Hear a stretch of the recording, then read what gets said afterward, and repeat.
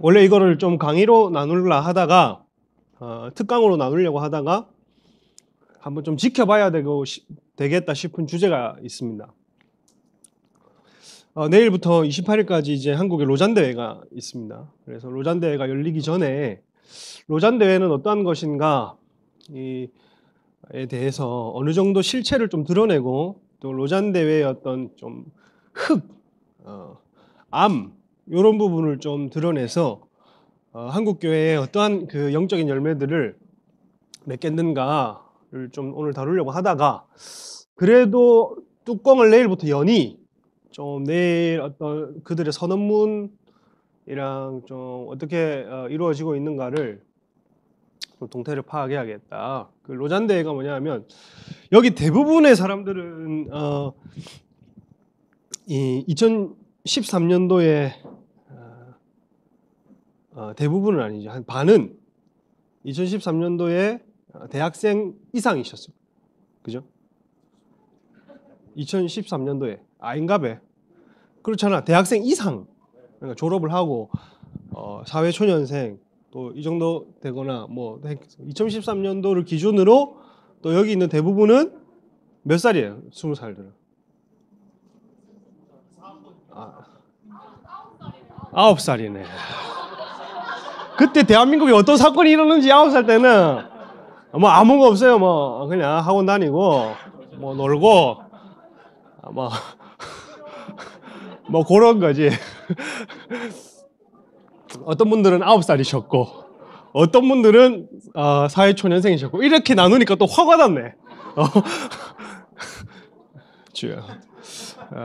안타깝습니다.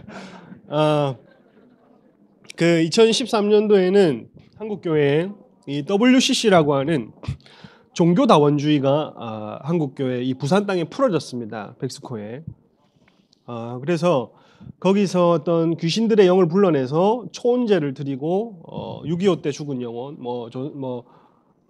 조선시대 때 억울한 일로 죽은 영혼, 위안부 때 할머니들, 혼령들을 다 불러서 위로하겠다고 개신교의 이름으로 그런 일들을 자행했죠. 그 가운데 이제 종교 통합의 흐름, 그러니 우리처럼 예수님 외에는 다른 길이 없다고 믿는 사람들은 지금은 근본주의자가 되고 지금 언론을 보잖아요. 우리처럼 동성애나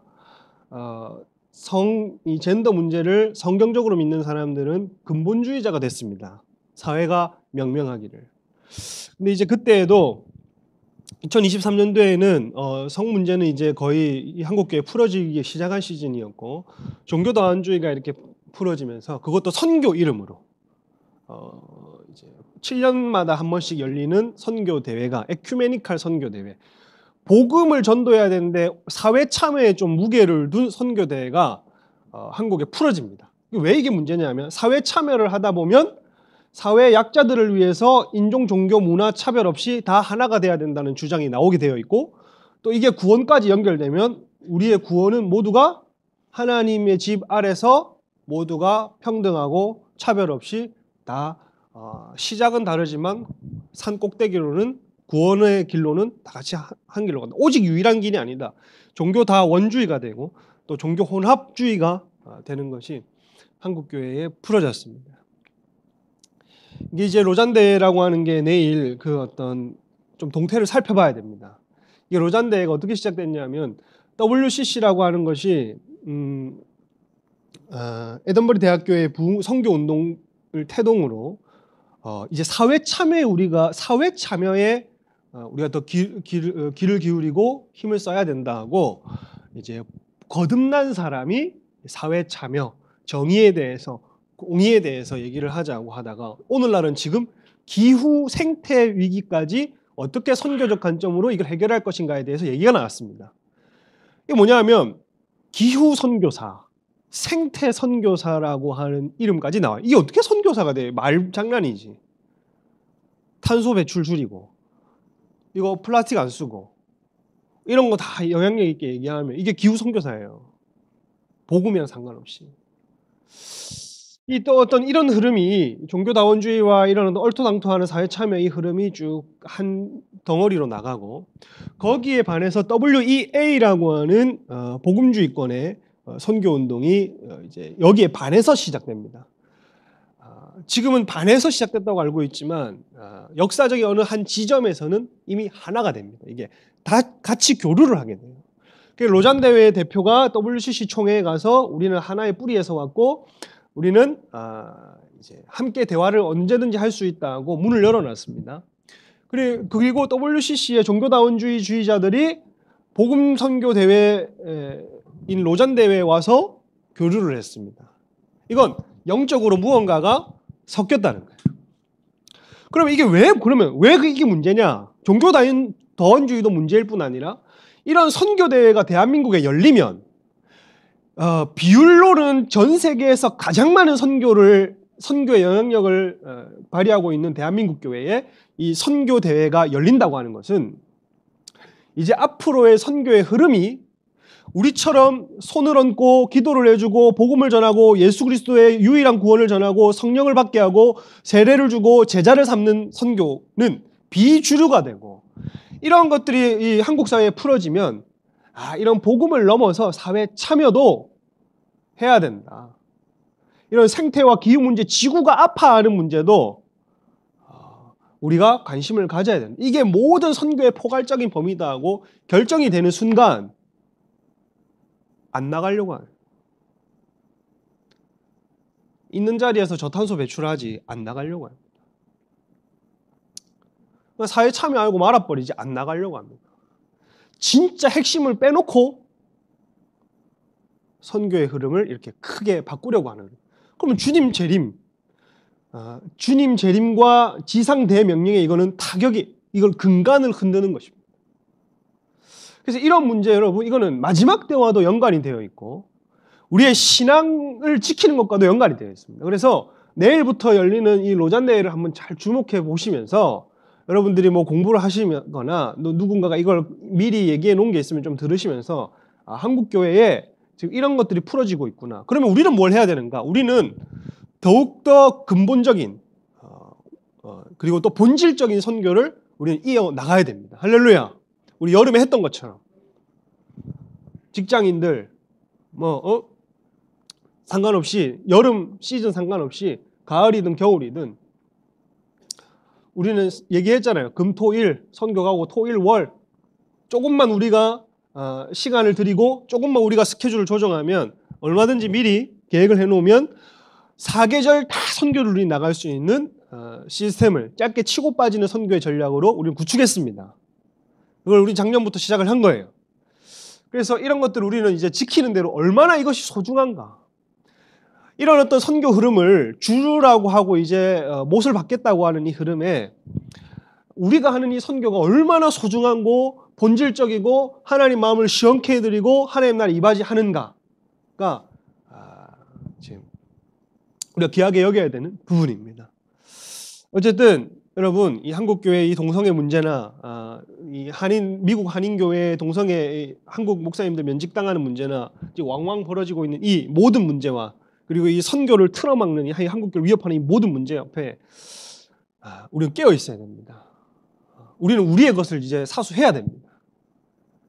우리의 것을 지키는 것과 세계의 주류라고 하는 거짓된 이 가면에 거짓된 어떤 흐름을 우리가 노출시켜서 우리가 오염되는 것, 우리의 것을 지키는 쪽을 선택해야 됩니다. 할렐루야. 이렇게 하다가는 본문하지 못해. 일단 한번 지켜보는 걸로 11장 12절부터 12장 14절까지 아주 핵심을 좀 얘기해 보도록 합시다. 11장 12절 저부터 읽겠습니다. 호세아 11장 12절 다 찾았습니까? 네. 에브라임은 거짓으로 이스라엘 족속은 속임수로 나를 애워쌌고 유다는 하나님 곧 신실하시고 거룩하신 자에 대하여 정함이 없도다.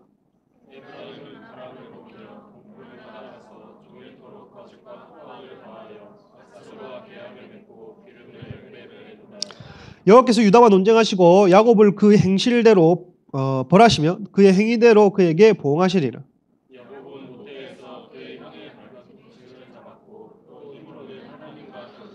천사가 겨루어 이기고 울며 그에게 간구하였으며 하나님은 베델에서 그를 만나셨고 거기에서 우리에게 말씀하셨나니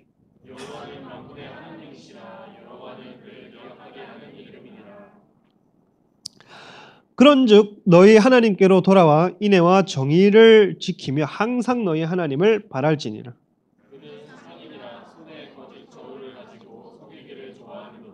에브라임이 말하기를 나는 실로 부자라 내가 재물을 얻었는데 내가 수고한 모든 것 중에서 죄라 할 만한 부지를 내게 찾아낼 자 없으리라 하거니와.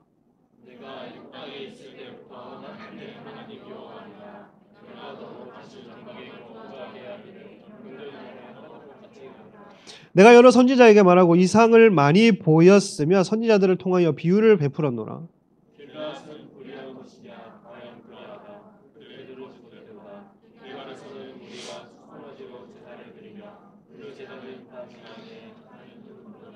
야곱이 아람의 들로 도망하였으며 이스라엘이 아내를 얻기 위하여 사람을 섬기며 아내를 얻기 위하여 양을 쳤고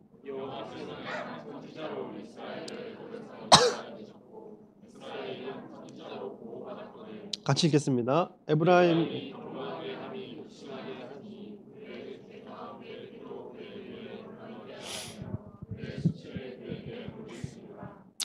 아멘.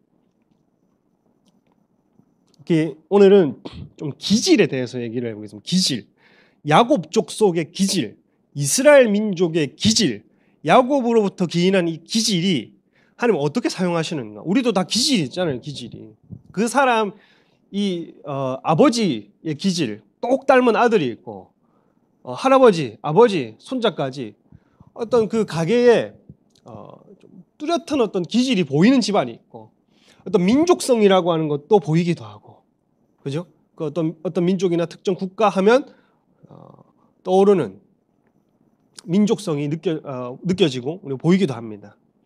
야곱의 기질이 뭐냐? 기질. 야곱의 기질이 안 좋은 기질이 많겠죠, 사실. 하나님 앞에서 보면 안 좋은 기질도 이거 다 바꾸려고 하면 이거 혼란스럽고 힘듭니다. 근데 하나님은 사람이 영적인 일에 관심이 있기만 하면, 하나님께 내가 복을 받고 살겠다고 영적인 일에 관심이 있기만 하면 우리 안 좋은 기질을 악한 데에 치닫는 데 내버려 두시지 않고, 안 좋은 기질을 사용해서 악한 데에 힘쓰는 데 내버려 두시지 않고 요 기질을 선한 쪽으로 바꿔 가십니다. 그래서 이 기질을 완전히 뽑아 버리시는 게 아니라 기질이 뭐냐? 우리 안에 또 야곱에게는 어떤 기질이 있느냐? 여러분은 좀 어떤 기질이 있습니까? 야곱은 욕심이 많고 고집스럽고 자기가 한번 해야 되는 것들은 20년을 들여서라도 성취를 해야 되는, 한번 딱 찍은 거는 무조건 해야 되는 어떤 그 고집스러움과 이 집요함과 또 사기꾼 기질이 또 있어요.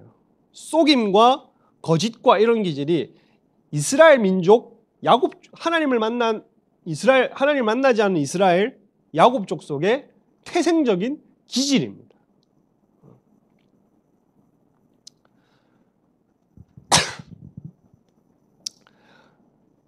저는 좀 이렇게 뭘 하나에 딱 꽂히면 해야 될 것 같아요. 아니면 좀 참는 사람 같아요. 나 알았어요. 한치의 그 흐트러트림이 없으시네요. 외모로 보고 사람을 판단하나? 잿빛해서 중심을 보셨나? 저는 맞습니다. 어렸을 때부터 무조건 해야 되는 건 해야 돼. 말싸움도 이겨야 되는 건 이겨야 돼. 이겨 먹어야 돼. 먹고 싶은 건 먹어야 돼. 무슨 일이 있어도. 반드시. 사고 싶은 게 있으면 반드시 모든 매체를 동원해서 반드시 해야 됩니다. 주어진 예산이 요만큼이다. 그럼 이 안에 내가 사고 싶은 게 좀 오버가 됐다. 그럼 이 안에서 어떻게든 사내야만 직성이 풀리는 어떤 그런 더러운 자식이다. 좀 그런 어떤 좀 아집스러운 것도 있고, 좀 다혈질적인 것도 지금 좀 괜찮아졌다 생각하는데 좀 있고 그렇습니다. 그래서 저는 늘 이제 목회를 하면서 그런 생각을 해요. 하나님, 제가 이제 목사가 되었는데 이거 한 방 저에게 남았다면 저 새끼한테 한 번만 이거 한 방 나에게 쓸 수 있는 한 방이 남았다면 저 새끼한테 한 번만 쓰게 해주십시오. 이런 경우들이 지난 8년간 많았어요. 근데 쉽지 않습니다. 그러니까 어떤 이 다혈질적인 기질을 참지 못하는, 근데 이런 것도 레위 지파도 혈기가 있어요. 혈기가. 레위 지파도 여러분 혈기가 있고 그 심줄을 끊었던 자인데, 나중에 레위기에 가보면 같은 동족이 금송아지 섬기고 우상 숭배할 때 레위인들이 칼을 뽑아가지고 동족을 죽이기까지 합니다. 그러니까 이 우상 척결의 문제에 있어서는 하나님이 그 사람의 고유의 기질을 악한데 혈기에 쓰지 않고 우상 숭배를 제거하는 데 쓰는 기질을 완전히 변화시킨 사건이 대표적인 게 레위예요. 이스라엘 민족 전체의 어떤 기질적인 측면을 보는 겁니다. 보면 자 11장 12절을 보면 에브라임은 거짓으로, 이스라엘 족속은 뭐로요? 속임수로. 오늘 본문에 힌트를 드리겠습니다. 여러분 성경을 읽다가 선지서나 이런 데를 읽다가 에브라임이 나온다, 이건 무조건 북이스라엘로 읽으셔야 됩니다. 이 에브라임이라고 나온 거는 무조건 북이스라엘. 그래서 어떤 미래에 있을 일인데 에브라임이 나온다 그러면 이방인인 우리 때까지 해석을 해도 무방한 본문도 있습니다. 이미 북이스라엘이 섞이고 에브라임이 섞였기 때문에 이방인처럼, 이 신학 시대는 이방인처럼 완전히 흩어져 버리기 때문에 구약 때에 성취되지 않았는데 예언 중에 에브라임이 적혀 있는 게 있다면 오늘날까지 이 예언의 성취를 끌어와도 무방해요. 그러니까 여기서 에브라임은 북이스라엘입니다. 이스라엘 족속은 속임수로 나를 애워쌌고, 보세요, 유다는 또 다르잖아. 에브라임이 있고 유다가 있잖아 지금. 그러니 이 에브라임은 기본적인 기질이 뭐라고요? 거짓이고 속임이다 이렇게 되어 있죠.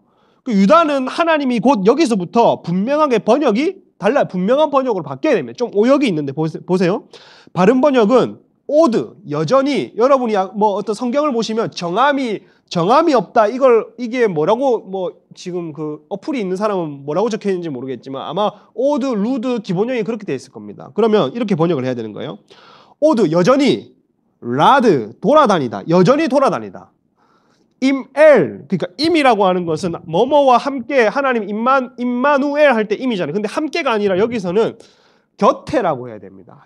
엘은 하나님. 그러니까 여전히 하나님 곁에, 즉 유다는 여전히 하나님 곁에 돌아다니다. 이 말은 배회하고 있다 이렇게 보여야 돼요. 현재 분사로 배회하고 있다. 그러면 여기 12절은 보세요. 에브라임은 거짓과 이스라엘 족속 속임수로 나를 애워쌌단 말이에요. 이 말은 북이스라엘은 하나님 중심으로 삶을 살지만 계속 하나님께 거짓말하고 속임수를 쓰는 겁니다. 그런데 제사장들은 자기가 사치하고 그 재물을 가져오면 하나님께 속여서 예배드리고 자기 재물 사치하고 헌금 횡령하고 들은 것들이 있고, 그 다음에 또 정치인들도 베델과 단에다가 그 금송아지 두 신상을 세워놓고 예루살렘으로 못 가게 해서 여기서 예배를 하고 속이고 거짓말하고 늘 이걸 반복해서 뭐 사람들의 정치적인 어떤 이권을 얻고, 그리고 하나님한테는 내가 바알 숭배하고 나서는 하나님한테 와서는 하나님, 나도 하나님 사랑합니다 하고 세상 밖에 나가서는 바알 숭배하고 하나님 숭배하고, 그러니까 하나님께 속이고 거짓말하고, 이게 하나님을 애워쌌다고 하는 표현입니다. 얘네들은 기질 자체가 처음부터 속이고 거짓말하고, 북이스라엘의 기질 이런데, 이스라엘 기질 전체적으로 이런데, 유다는 보세요. 유다는 여전히 하나님 곁을 돌아다니다 이렇게 번역해야 된다 했죠. 그래, 배회하고 있다. 그러니 이게 무슨 말이냐면 북이스라엘 때는 전부 다 북이스라엘이 이방화가 돼가지고 완전히 하나님 앞에 떳떳한 왕이 없었는데, 남유다의 역사를 보면 뭐 요시아나 히스기야나 중간중간에 좀 개혁을 일으킨 왕들이 있잖아요.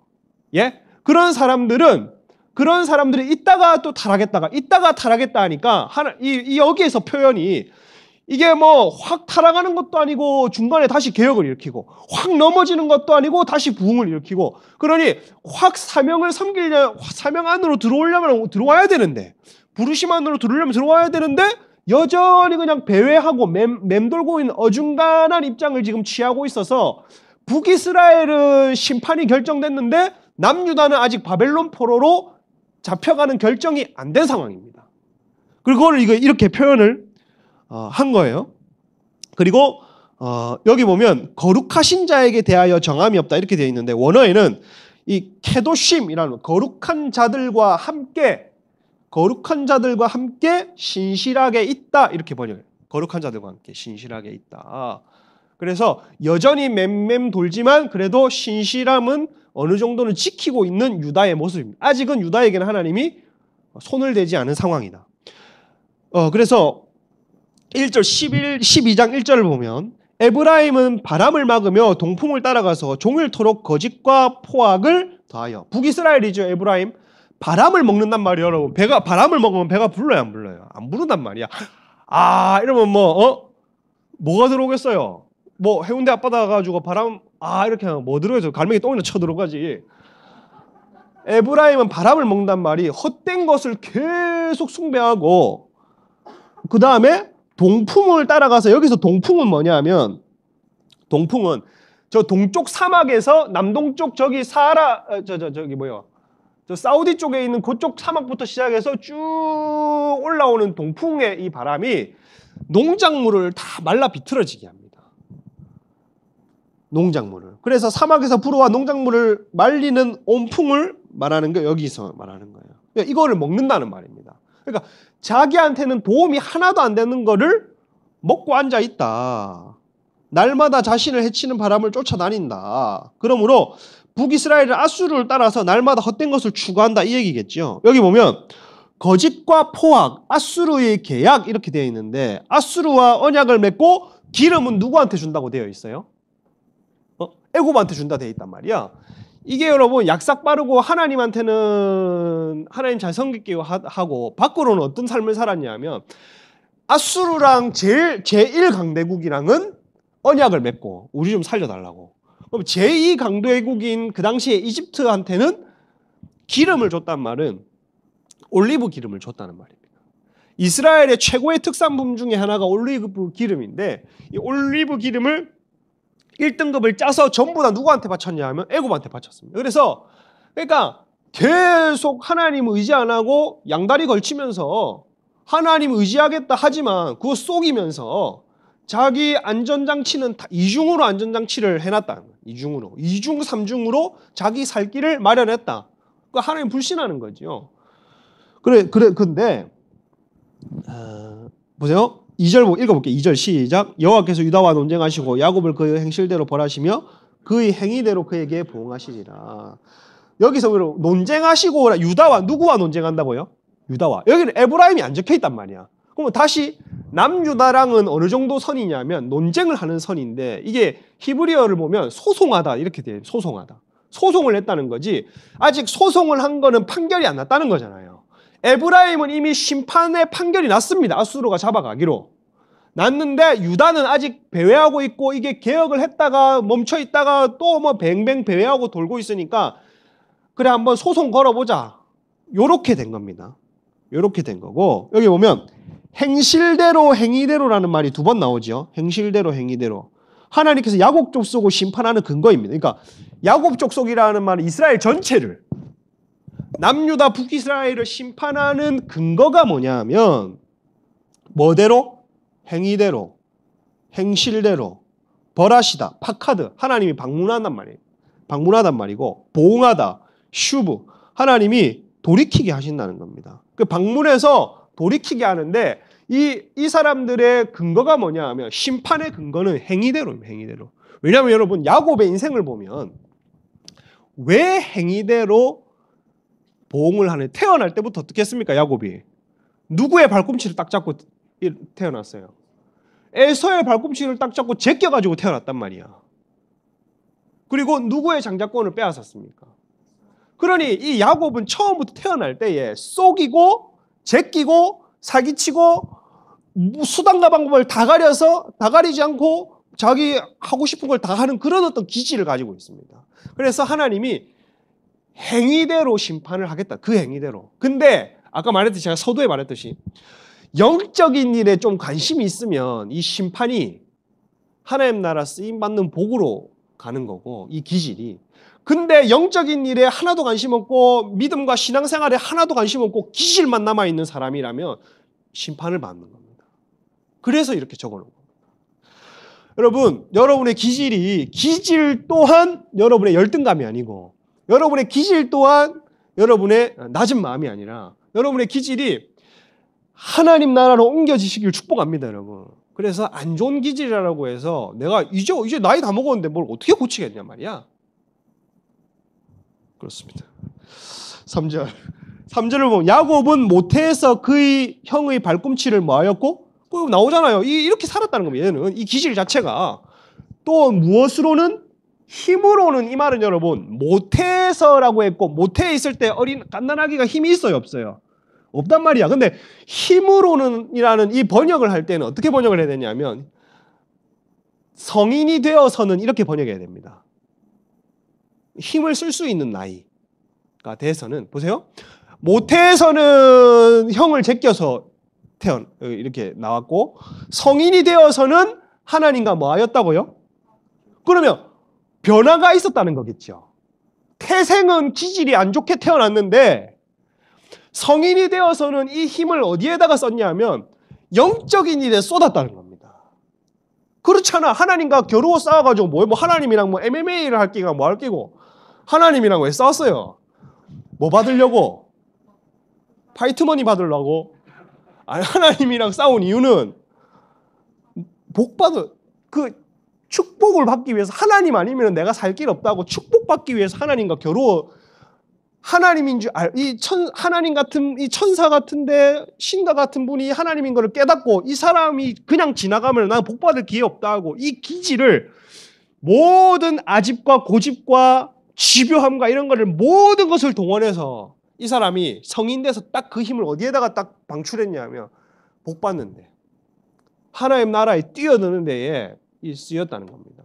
시작은 안 좋은 기질로 시작했는데 이 마침은 그 기질을 하나님 사용하더라는 거예요. 수민이 할렐루야. 그냥 네 보였어. 그래서 보세요. 5절 읽어볼게요. 시작. 여호와는 만군의 하나님이시라. 여호와는 그를. 그러니까 이런 이 5절은 그냥 간단하게 넘어가겠습니다. 이런 어떤 축복을 주신 분이 하나님입니다. 그 뜻입니다. 야곱의 기질을 그가 영적인 일에 관심을 가지고 몸부림쳤을 때에 진짜 축복을 주신 분이 나 하나님이다. 그러니 그 기질대로 살지 말고 그 기질대로 그냥 영적인 일에는 관심 없고 기질만 남아가지고 다혈질하고 속이고 사람 등쳐먹고 그렇게 살지 말고 그 모든 것을 동원해서 이제는 하나님 나라에 쏟아내라고 지금 그 복을 주는 분은 나다 이렇게 얘기해요. 6절에 보면 읽어볼게요. 시작. 그런즉 너희 하나님께로 돌아와서 정의를 지키며 인애라는 자비로 번역을 하고 자비와 공의를 지키고 네 잘난 내 잘난 기질들 욕심 야곱의 기질 욕심 약삭빠름 고집 이런 것들을 심지어 올리브 기름까지 아까 애굽한테 바쳤던 올리브 기름까지 다 동원해가지고 어떻게 하라냐면 자비와 공의를 베풀어라. 그러니까 제가 말했죠. 여기 보면 자비와 공의를 베푸는 게 하나님께 돌아오는 것이라는 게 뭐냐 하면 네 아집과 네 고집과 네 그 탐욕과 거짓과 등쳐먹는 것과 이 모든 계략과 이런 것들을 이제는 자비와 공의를 베푸는 일에 써라. 그리고 애굽한테 바치려고 했던 그 약삭빠른 돈도 전부 다 자비와 공의를 베푸는 일에 써라. 그러니 우리의 기질은 변하지 않는데 기질은 그대로 두는데 어둠에 치솟았던 것을 그대로 옮겨서 하나님 섬기고 하나님의 계명을 따르고 부르심을 감당하는 데 써라는 겁니다. 그래서 동원해서 이걸 해라. 여기서 보세요 여러분. 항상이라는 말이 타마드라는 말인데 아침 저녁에 드리는 상번제를 얘기해요. 그러니까 항상 너희 하나님을 바랄지라라고 하는데 바랄지라가 카바라는 말인데 기다리라는 말이에요. 그러니까 상번제를 하면서 기다리라 이 뜻이겠죠. 아침 저녁으로 번제를 하면서 기다리라 이 뜻. 예배를 하면서 기다리라는 말입니다. 이 말이 무슨 말이냐면 원래 여러분 야곱 같은 기질은 성취를 하려면 지금 바로 뭔가를 쟁취를 하고 성격이 급하고 이걸 어떻게든 수단과 방법을 사람을 밟고 일어나서라도 이걸 가져야 되는 건데 이런 사람은 기본적으로 기다리라 하면 기다릴 수 있을까 없을까요?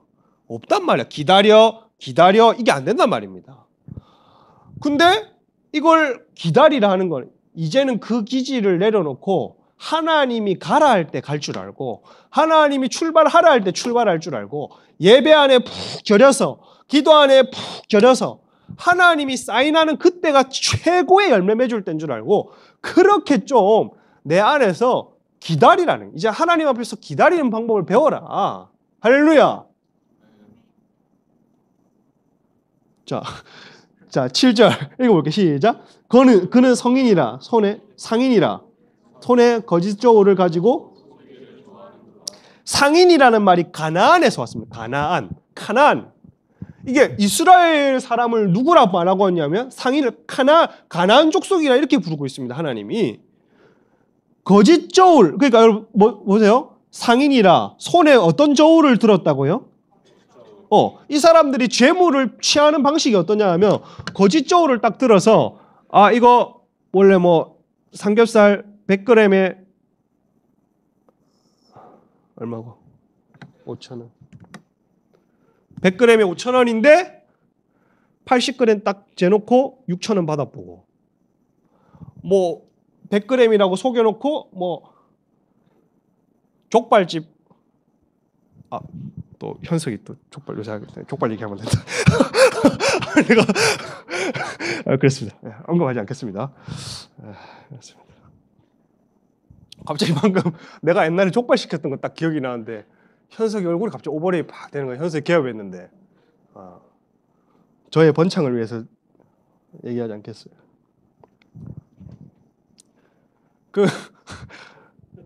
하여튼 음식점 내가 밀키트를 시켰단 말이야.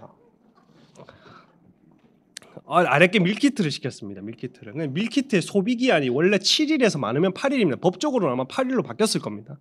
평균적으로 7일이란 말이야. 근데 어제 시켰는데 그 다음날 유통기한이 끝나는 걸 배달을 왔더라고. 그래서 근데 이거는 무자르듯이 딱 내일까지 유통기한이라고 얘기를 하면 내가 할 말이 없어. 그래서 내가 여러 물품을 시켜놓고 나는 이걸 쟁여뒀다가 8일 안에 먹기 위해서 시키는 거지 누가 내일 당장 먹기 위해서 시키냔 말이야. 근데 이걸 뜯었는데 냄새가 엄청나. 닭 냄새가. 찜닭이었는데 냄새 엄청나. 그래서 끓여도 냄새가 나. 그 소스를 부어도 냄새가 나. 그래서 내가 이제 하나 했단 말이야. 왜 이렇게 했냐고. 내가 또 아집스럽고 고집스럽게 어쩌 해가지고 막 얘기를 했단 말이에요. 누가 소비자가 어느 정도 기한이 있다 생각하고 시키지. 내가 당장 먹을 것을 오늘 시키는 사람 잘 없다. 내가 그리고 여러 개를 시켰는데 당신은 판매하는 거 떨이 한다고 그렇게 파는지는 모르겠지만 이런 식으로 하면 안 된다. 내일 유통기한이 끝나는 거면 내일 끝나는 거라고 고지라도 해줘야지. 이 사람이 내가 이 정도까지 얘기를 했으면 환불을 해줘야 되잖아. 맞잖아. 교환이라도 해줘야 된단 말이야. 17,000원짜리인데 반띵 하자는 거예요.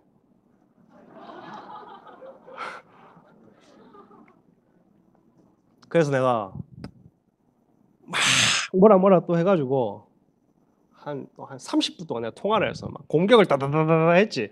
장사 그렇게 하면 안 된다. 이게 다 당신 잘 되자고 하는 건데 이거 안 바꿔주고 만약에 내가 이거 먹었다가 식중독 걸려서 당신한테 청구를 하면 당신 가게 흔들린다 이거.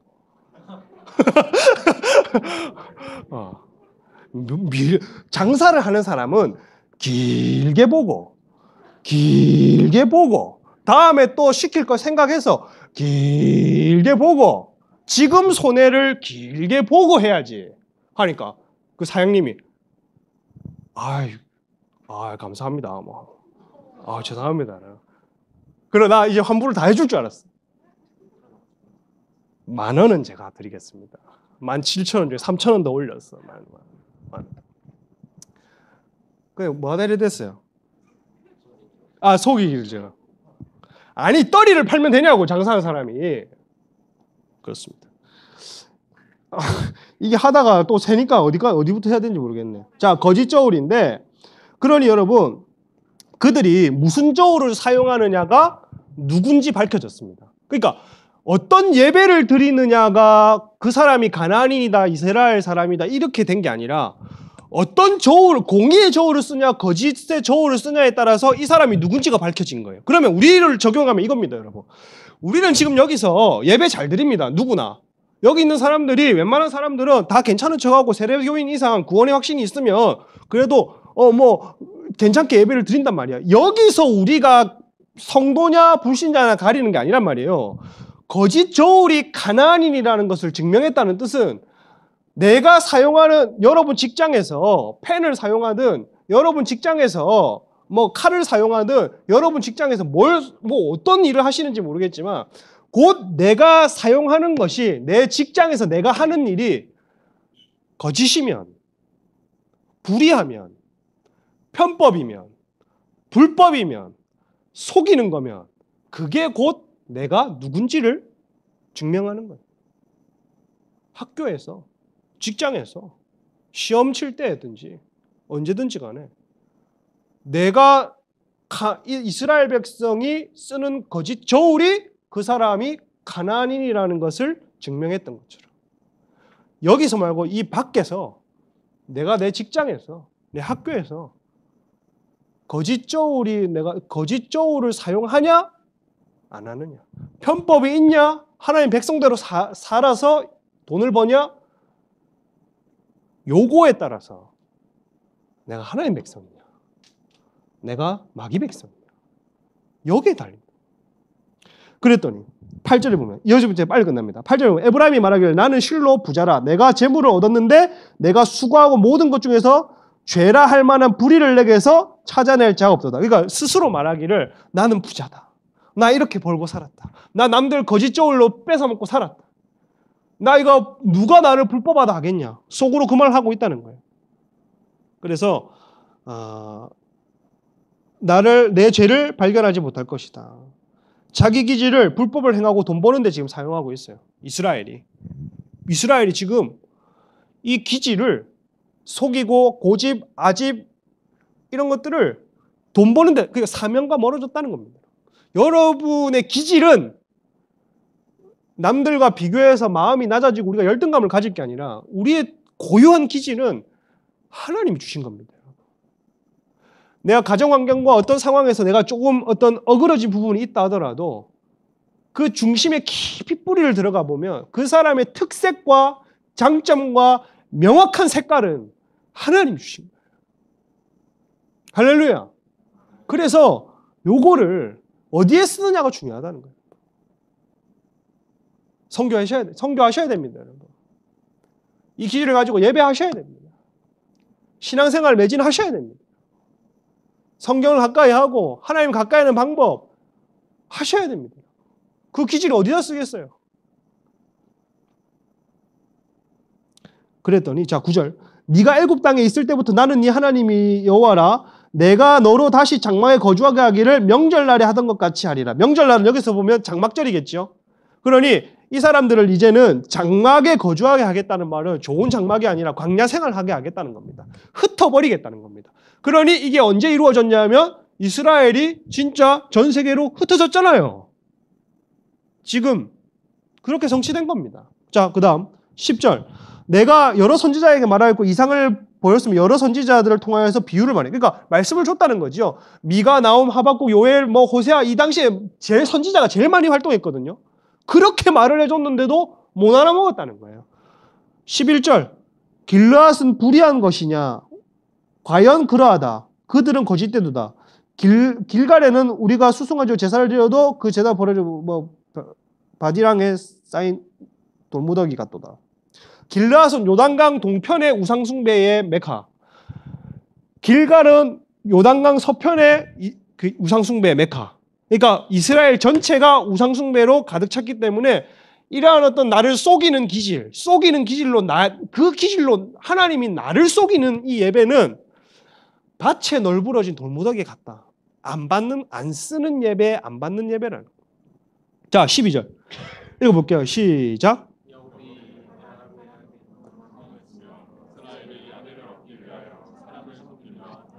이게 그냥 보면 이해가 안 됩니다. 이해가 안 되는데 야곱이 아람이 들로 도망갈 때 이게 무슨 말일까요? 바단 아람으로 누구한테 갑니까? 삼촌 라반한테 간단 말이야. 그래서 누구를 얻기 위하여? 아내를 얻기 위하여. 그러니까 아내 누구를 얻기 위하여 갔습니까? 라헬을 얻기 위하여. 근데 레아 때문에 7년을 고생하고 또 7년 기다리고 총 몇 년 했냐? 총 이것저것 양치기까지 다 합치면은 염소 이런 거 다 합치면 목축까지 합치면 20년을 뭐 했냐면 한 여자를 위해서. 할렐루야.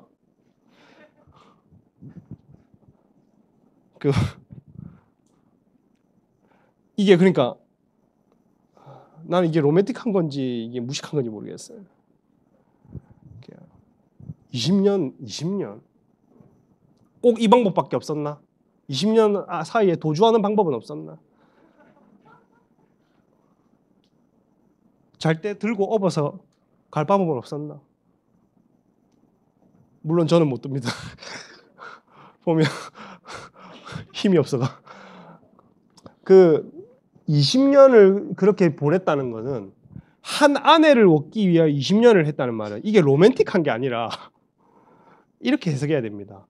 자기가 얻고 싶은 걸 위해서는 수단과 방법을 안 가리고 모든 것을 동원해서 하는 그 기질, 야곱의 그 기질.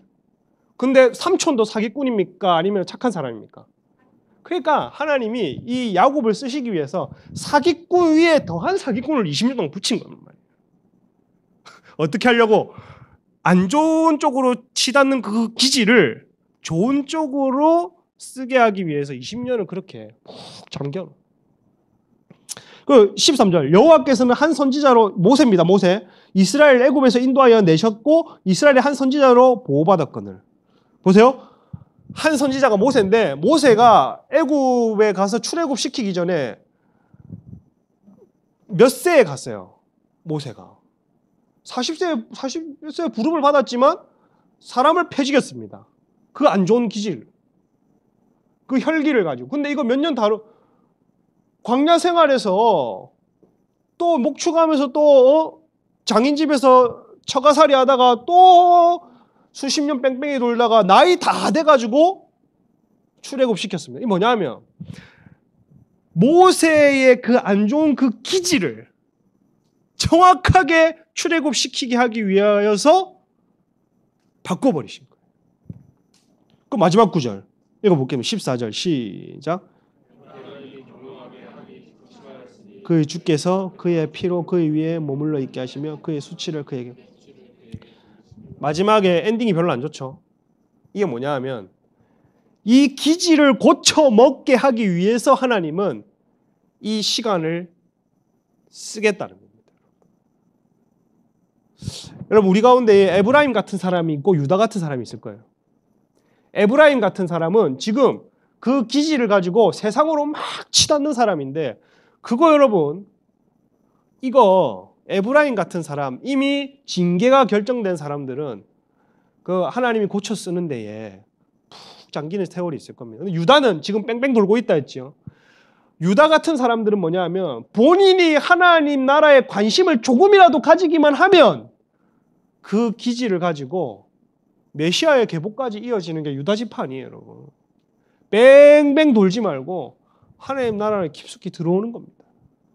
그래서 여러분과 저의 이 하나님 특이한 색깔과 특유의 모습과 여러분의 기질이 남들에게 판단받을 문제가 아니라 세상과 부정적인 것으로 쓰임받는 그것에서 선과 하나님 나라로 옮겨지는 방향이 틀어지는 복이 있기를 주님의 이름으로 축복합니다.